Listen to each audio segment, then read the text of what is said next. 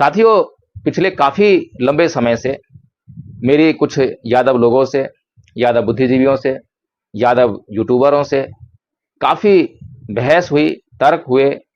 और ये यादव लोग जो हैं, जो बहस करते थे, मूर्ख यादव लोग जो हैं, अपने आप को कभी क्षत्रिय कहते थे, कभी वैश्य कहते थे, कभी राजपूत कहते थे, कभी यदुवंशी कहते थे, कभी कृष्ण का वंशज कहते थे, लेकिन कभी भी इन्होंने अपने आप को इंसान कहने की हिमाकत नहीं की।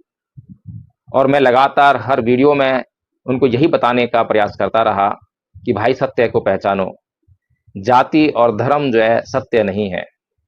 धर्म जिसे आज हम धर्म कह रहे हैं वो धर्म नहीं है, वो संप्रदाय है। लेकिन समझने का प्रयास नहीं किया। आज जो इटावा में कथावाचक के साथ में जो सलूक हुआ, जो उसका अपमान हुआ, उसके बाद जो है मेरे मन में आया कि आज फिर से एक बार जो है यादव समाज की धार्मिक प्रवृत्ति पर चर्चा कर ली जाए, क्योंकि अध्याय 9 है और श्लोक 32 है भगवद गीता का।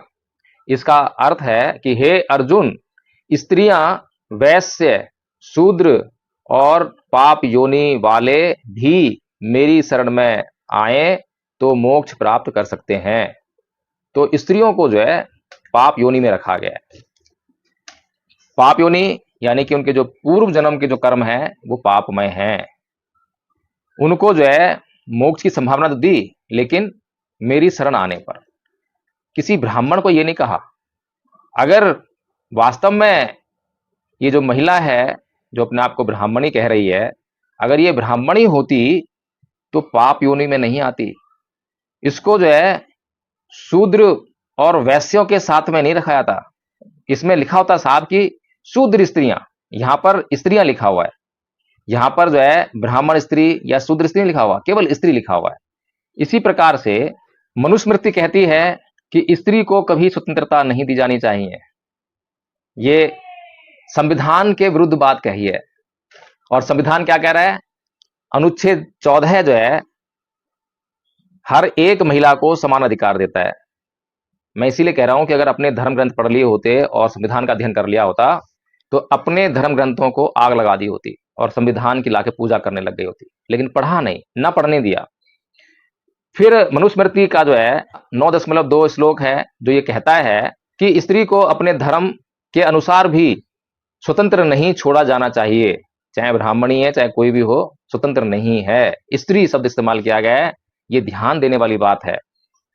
फिर 9.3 मनुस्मृति में कहा गया है कि बाल्यावस्था में स्त्री पिता के अधीन रहे, यौवन में यानी जवानी में पति के अधीन रहे और वृद्धावस्था में पुत्रों के अधीन रहे।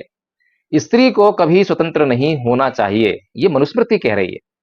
और अगर इसी हिसाब से ब्राह्मणी को अगर जीवन मिले, छटपटा जाएगी स्वतंत्रता पाने के लिए। बाबा साहब की अनुकंपा हुई कि बाबा साहब ने ये समझा, बाबा साहब ने ये देखा कि स्त्रियां जो हैं किस प्रकार छटपटा रही हैं आजादी पाने के लिए, लेकिन उनको पुरुष आजाद नहीं कर रहे हैं। स्त्रियां विधवा हो जाती हैं, विधवा होने के बाद दूसरा विवाह करने का अधिकार नहीं है। ये कृपा है बाबा साहब डॉक्टर भीमराव अंबेडकर की। स्त्रियां जो है अनैतिक आचरण करने लगी थीं, समाज में छुप छुप कर जो है यौनाचार करती थीं, गर्भवती हो जाया करती थीं। अनैतिक आचरण करना पड़ता था क्योंकि उनको दूसरी शादी करने का अधिकार नहीं था।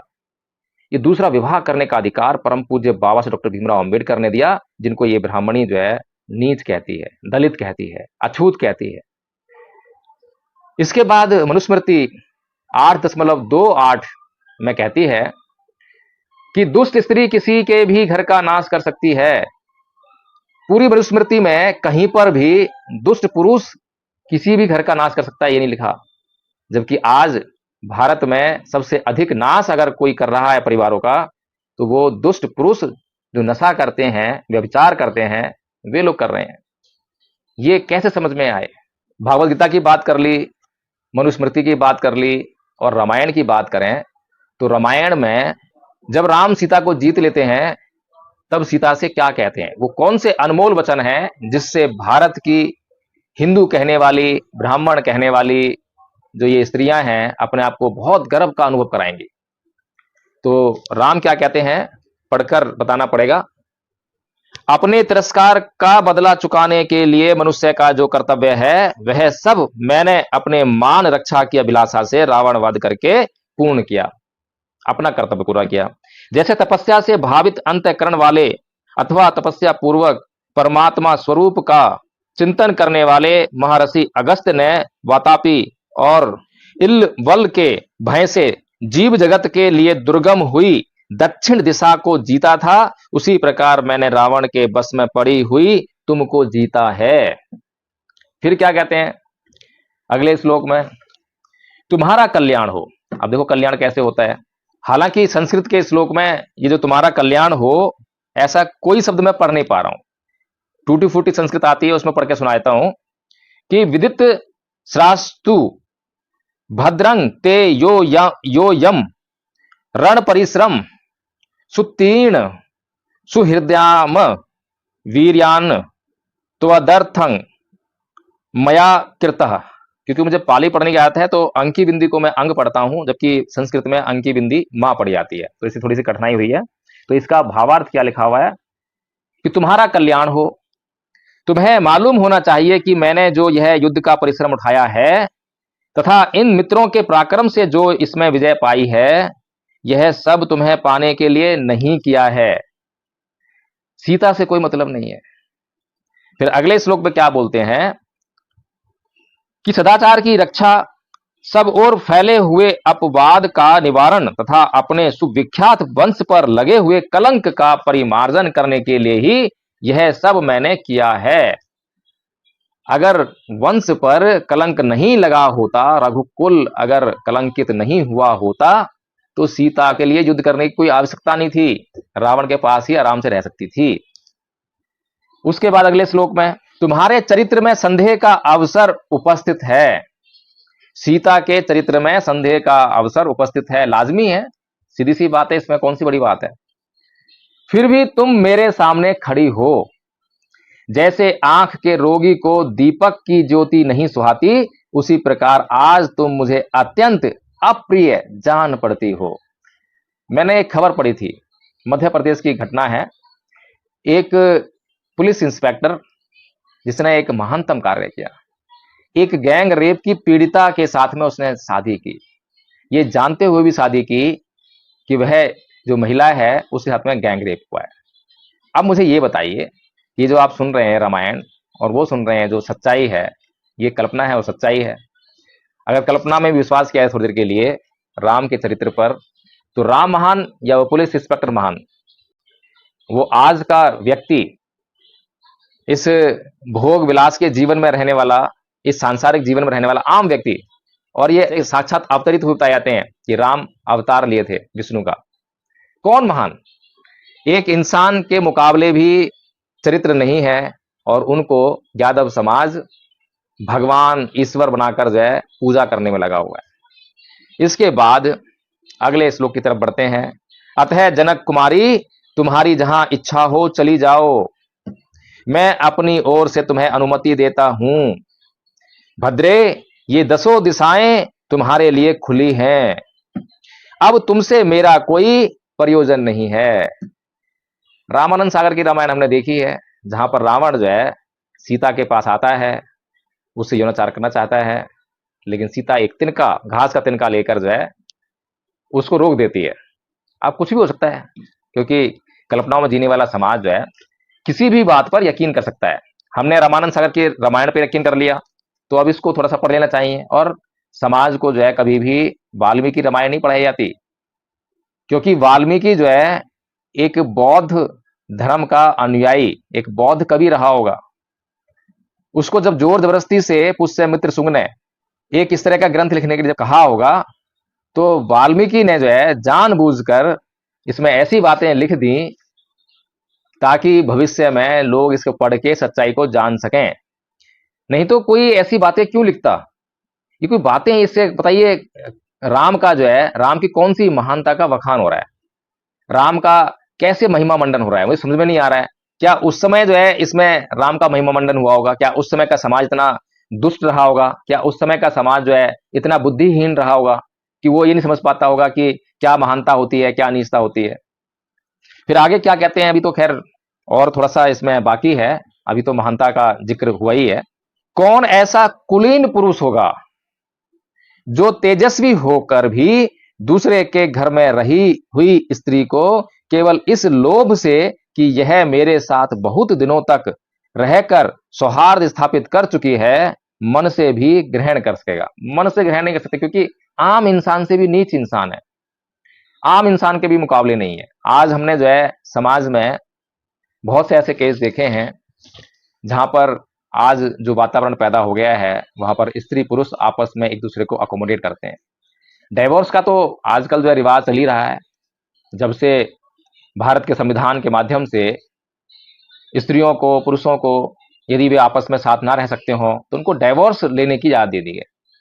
अब जो डाइवोर्स हो जाते हैं तो उसके बाद पुनर्विवाह की इजाजत भी है। तो पुनर्विवाह होता है तो दूसरे पुरुष को या दूसरे स्त्री को जो है ये मालूम होता है कि ये स्त्री या ये पुरुष किसी अन्य के घर में उसके साथ में रहकर आ चुका है, आ चुकी है, उसके बाद भी आपस में अकोमोडेट करते हैं। लेकिन यहाँ तो ईश्वर है, ना तो अपनी स्त्री रक्षा कर सकते हैं, ना तो वो चमत्कार कर पाए कि रावण जो है उसको छू ना पाए, और ना ही ये जान पाए कि रावण ने सीता को छुआ या नहीं छुआ, रावण ने कुछ अनाचार किया या नहीं किया। बस सीता ही दोषी है, क्योंकि ये पुरुष प्रधान समाज है। यहां पर जो है राम को कोई दोष नहीं है, राम से कोई सवाल नहीं है, राम की कोई अग्नि परीक्षा नहीं है। तो फिर क्या कहते हैं कि रावण तुम्हें अपनी गोद में उठाकर ले गया और तुम पर अपनी दूषित दृष्टि डाल चुका है। इन्हें पता लग गया कि अब सब कुछ हो चुका है, और ये समझ में आने वाली बात है। ये क्या कहना चाह रहे हैं राम जी यहाँ पर, इन्हें पता लग गया है कि सीता के साथ में अनाचार हो चुका है, और लव कुश जो है जो बाद में पैदा होते हैं वो राम की संतान नहीं है, वो राम की संतान नहीं है। क्योंकि ये साफ साफ, क्योंकि ईश्वर कह रहे हैं ना, कोई आम आदमी नहीं कह रहा, ईश्वर कह रहे हैं कि रावण तुम्हें अपनी गोद में उठाकर ले गया और तुम पर अपनी दूषित दृष्टि डाल चुका है। दूषित दृष्टि, पता नहीं कितने लोग जो हैं राह चलते कितनी महिलाओं को कितनी बुरी नजर से देखते होंगे, लेकिन किसी महिला के पति ने उनको जो है इस बात पर छोड़ा नहीं कि तुम्हें जो है दूसरे व्यक्ति ने दूसरी दृष्टि से देख लिया है। यहां पर दूषित दृष्टि का मतलब ये दृष्टि है ही नहीं, यौनाचार है, अनाचार। ऐसी दशा में अपने कुल को महान बताता हुआ मैं फिर तुम्हें कैसे ग्रहण कर सकता हूं? कैसे कर सकते हैं? बहुत सामान्य साधारण जीव हैं, कोई बुद्धि नहीं है, कोई विवेक नहीं है, कोई मर्यादा नहीं है, कोई स्त्री के लिए स्वतंत्रता नहीं है, कोई स्त्री के लिए इज्जत नहीं है। अतः जिस उद्देश्य से मैंने तुम्हें जीता था वह सिद्ध हो गया, मेरे कुल के कलंक का मार्जन हो गया। अब मेरी तुम्हारे प्रति ममता या आसक्ति नहीं है, अतः तुम जहां जाना चाहो वहां जा सकती हो। उसके बाद भद्रे, मेरा यह निश्चित विचार है, इसके अनुसार ही आज मैंने तुम्हारे सामने ये बातें कही हैं। तुम चाहो तो भरत या लक्ष्मण के संरक्षण में सुखपूर्वक रहने का विचार कर सकती हो। हद हो गई, लक्ष्मण भी शादीशुदा है, भरत भी शादीशुदा है, एक स्त्री है, दूसरी स्त्री रखने का तो रिवाज है, क्योंकि दशरथ जी के 4 रानियां थीं, तो रिवाज है, इसीलिए एक स्त्री और। अब वो स्त्री पत्नी के रूप में रहेगी या उसको क्या नाम दिया जाएगा, ये तो अब राम ही बता सकते हैं। पता नहीं यहाँ पर जो है जिक्र क्यों नहीं किया गया है कि किस तरह रहेगी। सीते तुम्हारी इच्छा हो तो तुम शत्रुघ्न, वो भी शादीशुदा है, वानर राज सुग्रीव, बंदर के साथ भी रह सकती हो, अथवा राक्षस राज विभीषण। कोई अब धर्म कर्म नहीं है, कोई जातिवाद नहीं है, कोई जात पात नहीं है, सब जात खत्म हो गई, राक्षस साथ भी रह सकती हो। जहां तुम्हें सुख मिले वहां अपना मन लगाओ।